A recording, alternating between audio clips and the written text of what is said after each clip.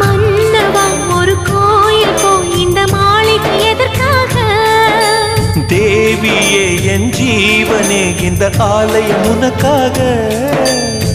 வானில் ஒரு புயல் மழை வந்தால் அழகே என்னை எங்கனம் காப்பாய். கண்ணே உன்னை என் கண்ணில் வைத்து இமைகள் எனும் கதவுகள் அடைப்பேன்.